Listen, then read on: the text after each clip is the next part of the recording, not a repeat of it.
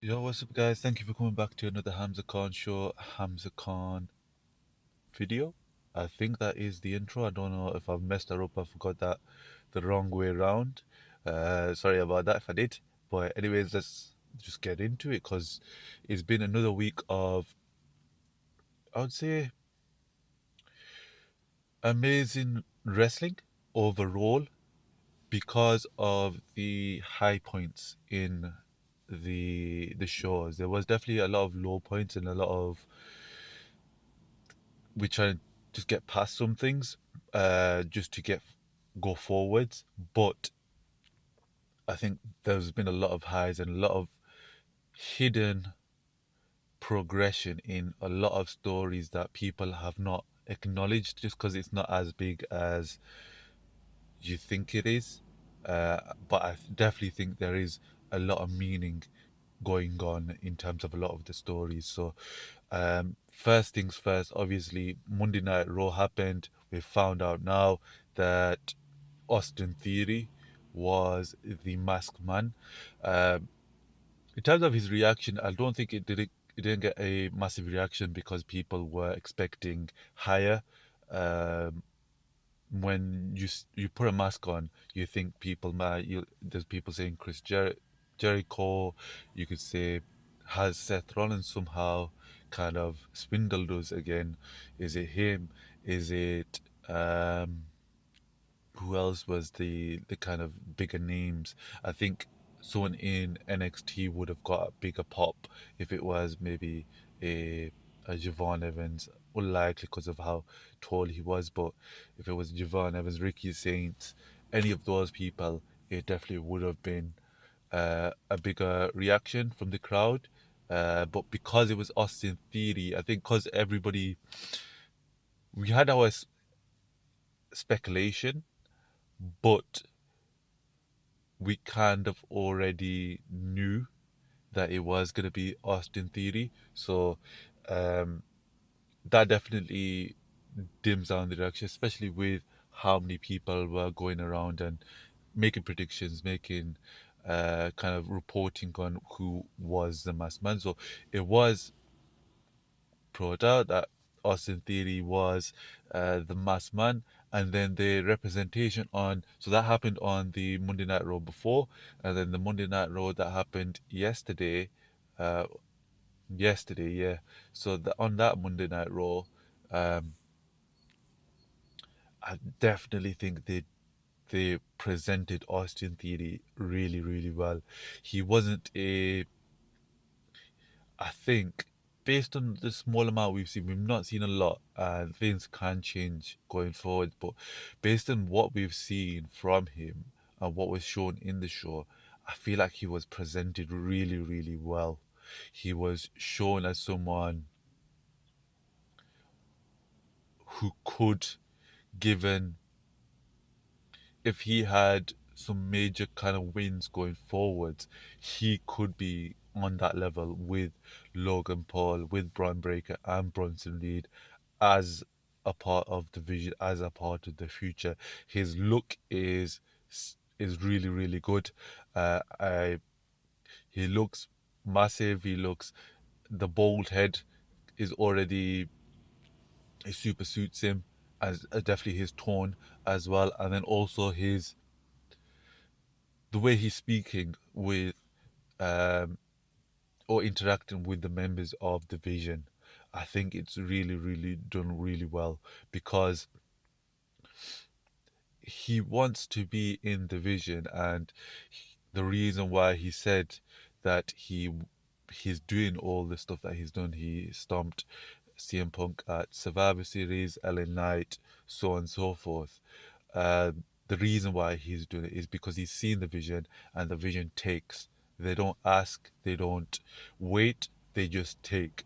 And a lot of the times you get people where they're presented in that way, where they say um, that this is the reason why I joined is because these guys take, and then they act in a totally opposite way to the group, not aligned with the actual part of the vision. Um, and then that becomes a kind of um, that causes a friction within the group. So you've got one saying that he's acting. The reason why he's doing what he's doing is because of the way the vision has presented themselves, but then he's not presenting himself in that way, and then that can cause a friction within the group. But he's came in, he's told Paul Heyman what exactly he wants. He told Paul Heyman where he wants to be going forwards. Sorry about the jump there, but as I was saying, so he's presenting himself in such a way where he's he's taking action. He's doing exactly what he's seen the vision do. So in the way, the tone he's speaking to Paul Heyman, and then the same way he spoke to um, Bronson Reed as well. So you've seen how a lot of the times when a new person wants to join a kind of set of people, they kind of buddy up to them, or they they want to befriend them. But in the case of Austin Theory, when Bronson Reed was trying to little brother him, he's told him, no, this is what's going to happen, and this is what we're going to do. You follow me, not I'm going to follow you. Because if I am going to be a part of this group, I want to take as well. It's not only going to be Bronson Reed and Bron Breaker, it's going to be Austin Theory as well, who is at the forefront of um, being the actual division, essentially. Um, how the match went, it's crazy to think about that CM Punk and Rey Mysterio is having a tag team match in 2025. You think how long these guys have been wrestling, and they're still wrestling now, and they're still really good. So that was kind of crazy to watch on Raw. But with um, with Austin Theory in that match, he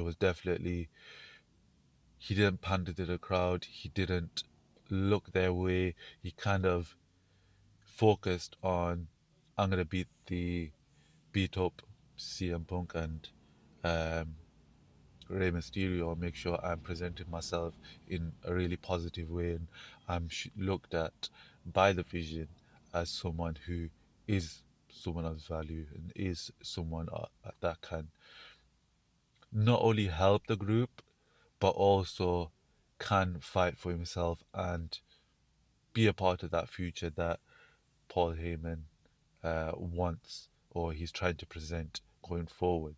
So I thought that was really well done. And then the actual finish with the stomp was unexpected. I didn't think that. I thought that after the mask was removed, you would see that um, he would go back to his old finisher. I think it was some sort of like AA kind of type move, pretty sure.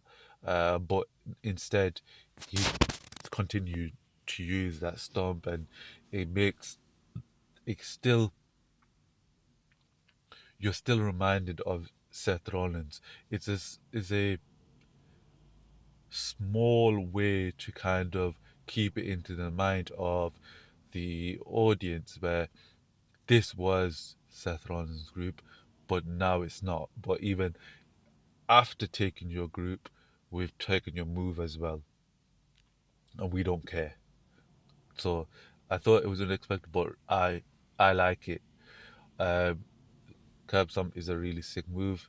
He, the way Seth does it is really good. I hope that Austin Theory gives it that much flowers when he is doing the move, and it doesn't look like a second-hand version. It is as realistic as if Seth was going to be doing that move, because that keeps it in the mind of the people watching it, that with the future now. So I thought that was really well done. I enjoyed it, especially I think a lot of people are can jump the gun in terms of when a story is presented, but it just takes a little bit of time for the. You just have to think about it a little bit more. I think that you just have to give it a bit of time to breathe and just see what this perspective is and going what is it going forwards as well, and does it is it positive, will it bring about more stories, or will it be a one and done, or a kind of something in the actual in the pan, I guess. I don't know if that is a saying, but I've said it. um, from that, just going back for a second, in terms of stories, obviously we had the first time that Gunther came out, and the he got a lot of boos. It didn't feel watching it at home. It didn't feel as bad as I've seen before. So I definitely it definitely feels like there's been worse boos and worse people, worse kind of reactions from the crowd. But I don't know if that's them on purpose, kind of reducing the crowd sound and making sure that the TV sound is a little bit louder so you can actually listen in to what the people are saying in the ring. You do get that sometimes, but I think overall is definitely, especially for the American crowds, is definitely quite loud and it's definitely presented well. And I think a lot of people are now pushing over their resentment for the fact that Gunther did make John Cena tap out, and they're pushing it towards him. So he came out on the Monday Night Raw and he did the exact same thing that he did last week, and he did it this week as well. He just came out, soaked up the booze, laughed at it, made fun of the crowd, the people in the audience, and just kind of rage baited him. I would say that's how it felt to me, and especially when he was interacting with all the superstars in the back, and especially when walking out to the ring. So with CM Punk and Rey Mysterio, Otis, Tozawa, our Truth, and then obviously AJ Styles twice now. I think we are working towards an AJ Styles versus Gunther match sometime in the future. Do you purposely have that match around the Royal Rumble so that Gunther isn't in the Rumble, or do you is that something you develop afterwards and this is just a tease?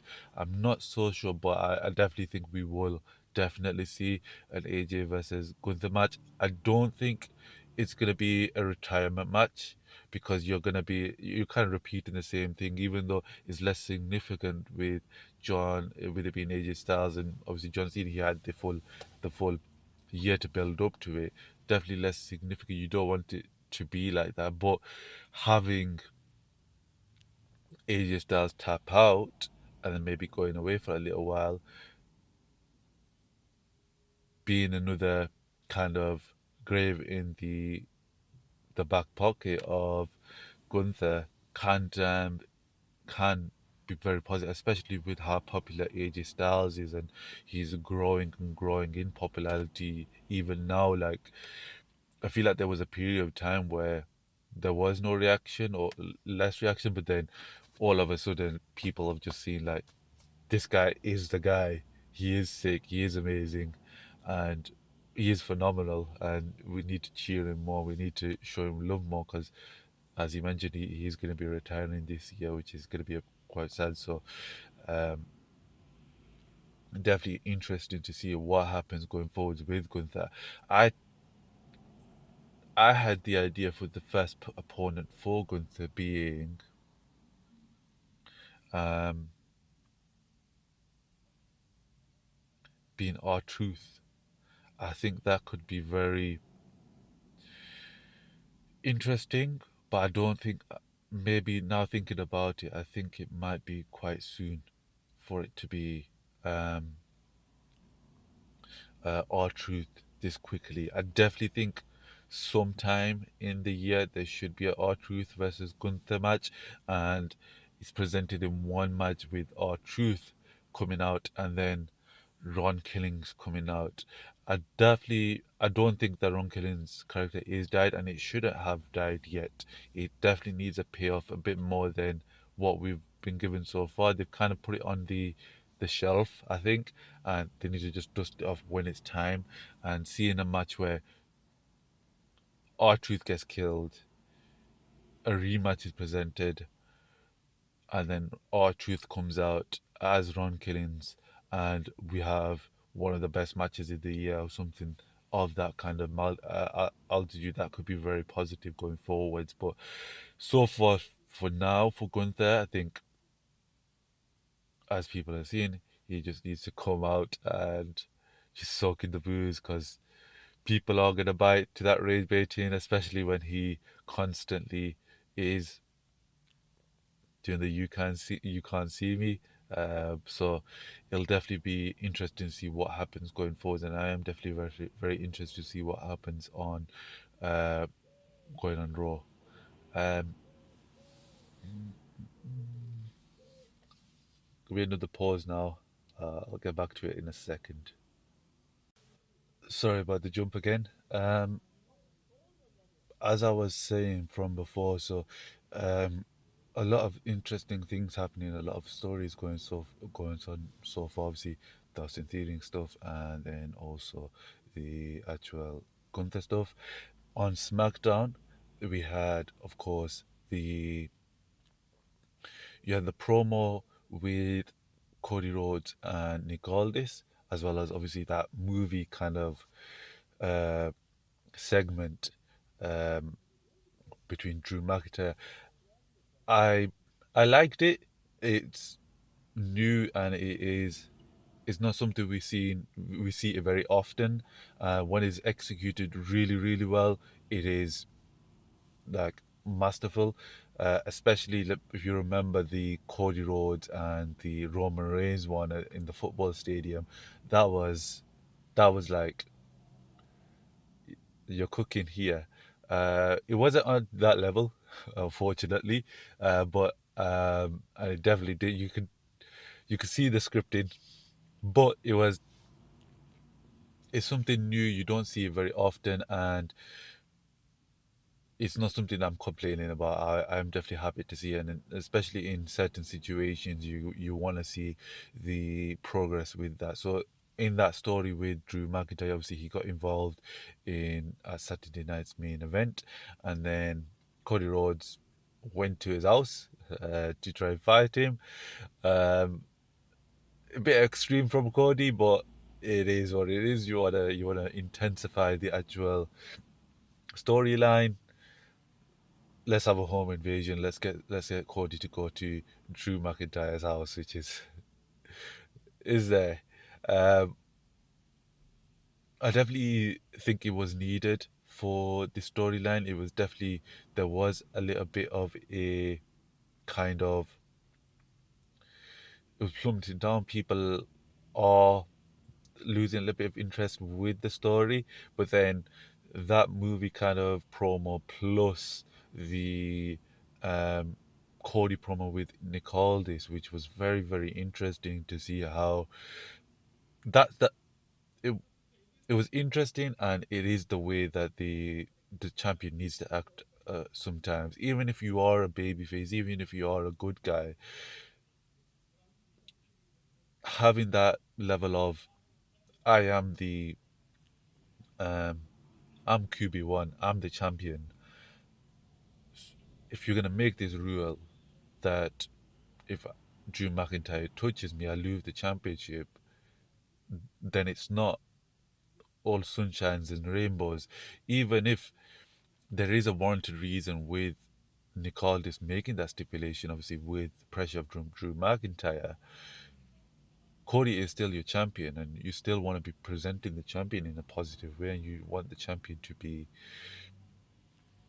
doing well, and like you want to look after your champion. That's what a company would do, a business would do. Is if your champion is unhappy, you'd look after him. So Cody letting him know that you work for me and I am the champion, it definitely did well, and it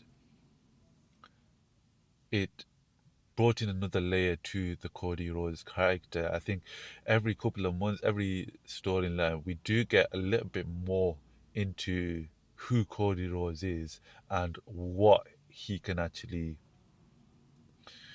do going forwards, especially with someone like Drew McIntyre. I definitely think whatever stipulation chosen, it needs to be significant enough that people remember it. So it can't just be a standard like steel cage match or a no DQ match, because we've seen it before, and it will end up being a bit of a remember that instead of something significant, which this storyline definitely should be. And I think my perspective of the storyline is this is the first section of the storyline between Cody Rhodes and Drew McIntyre. There is so much, not only bad blood, but so much kind of meat on the bone in that storyline that is not currently being presented because of whatever reasons.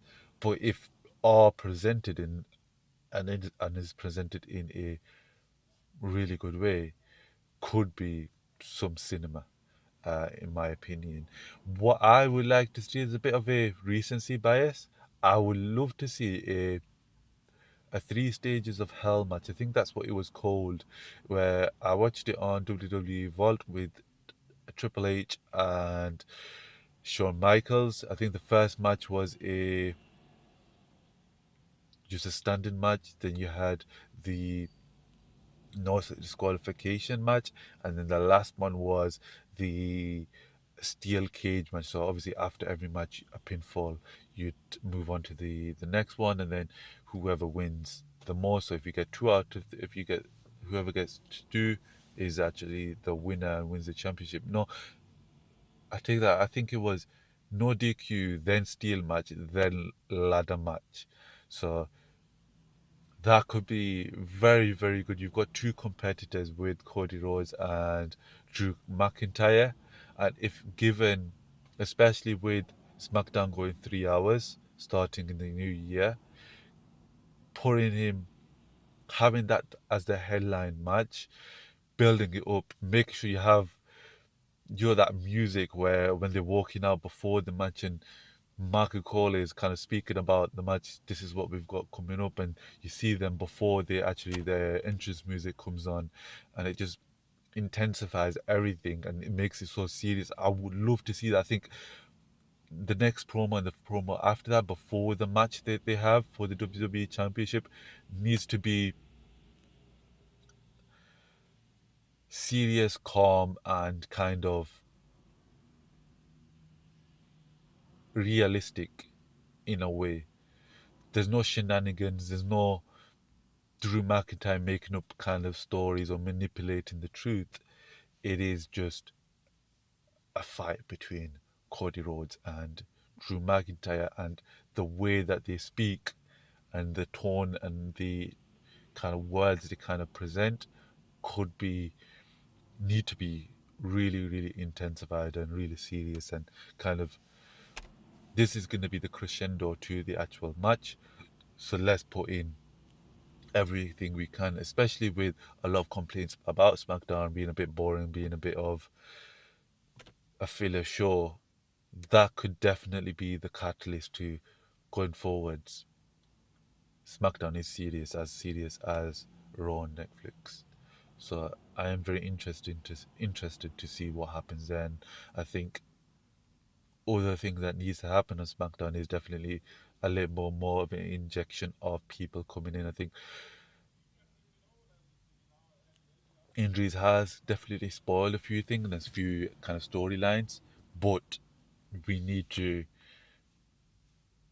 kind of maybe call up, so maybe even bring in people who are currently just on the shelf doing nothing, get them in there and just cause a bit more chaos. Let's push Nick Aldis to the brim. Um, that was one of the leading stories, and then you've got, which I'm really loving, is Solo and the White Six. Um, not necessarily happy with the finish last in the tag team title match, but the way that Solo is coming out keeps on mentioning Bray Wyatt, and you kind of predict his words, but when he actually says it, you can't actually believe that he's actually said that, because you're kind of like, oh, he said this.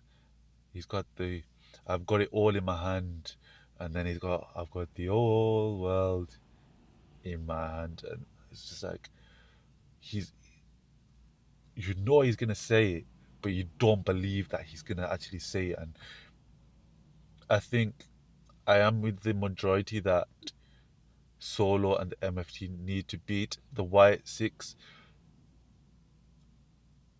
I want to see it where I had kind of two kind of storylines going forward. Either the MFT loses and it gets pushed down to where it's only Solo versus the Whites, and then but somehow Solo is able to overcome that in a heelish way, but it kind of shows the actual level of Solo, and it gives the presentation. If you have like shenanigans and that kind of puts the the rest of the MFTs kind of focus on something else, you can give an opportunity for Solo to back up the words that he's saying, and it's not only words, and you don't think Solo's only saying this, but he never actually backs it up. This time he backs it up, and he actually pulls it off, and he is presented in a more intensified way going forwards, and the that is the reason why when he is able to overcome the Wyatts and be presented in a more positive heel way, because there is a kind of murmuring of how much people are kind of acknowledging Solo and appreciating Solo, so giving him this opportunity could be very interesting to see what happens and how the crowd reacts, especially if you're looking to inject something into SmackDown. I think Solo could be very interesting. You've got Tama Tonga obviously looking at that US Championship. Um, I can see Ilya losing it very soon, and whoever is able to beat it off Ilya losing to Tama Tonga, and just get him back on the kind of, he's actually this violent, unpredictable guy, as on the level of a Jacob Fatu. I know Jacob Fatu is a level above that, but still being one of the people that were brought in to kind of mirror the original bloodline. So I think that's going to be very interesting. I think there may be the more likely going to be a draft quite soon going forward, but we'll see what happens from there. But when sometimes initially when you're watching the wrestling, it can be a bit boring and kind of a bit kind of same old. But if you kind of push past that and kind of think about what they're kind of presenting, it can be very interesting. Um, just to end it off, I have got these two cards that you get from Morrison's with Disney cards. They were buy one get one free, £1 each. I've been looking at it for a little while. I thought let's buy it this time, and we'll open this on set today. So let's get that opened.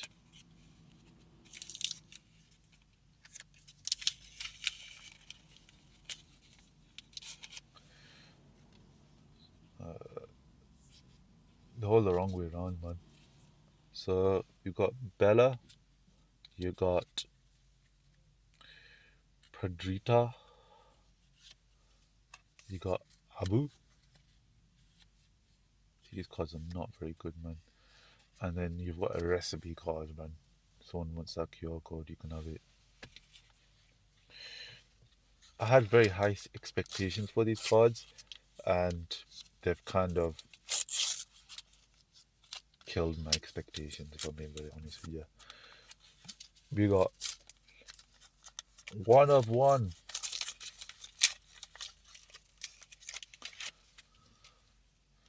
Winnie the Pooh. You got Jumba. You got Poe and Heihei. I don't know where that's from, what movie that's from. With Jumba, you got Winnie the Pooh, and then you got the recipe card as well. Bit of a L, if I'm being honest, but you get what you get, and you don't get upset. Anyways, thank you guys for watching. Really appreciate it. Leave a like if it was good, leave a dislike if it was bad. Subscribe, and I always say no comment at the end, but maybe leave a comment. And if it was a good comment, then maybe it will stay. But maybe we'll go back to no comments. Who knows? In a bit. Peace.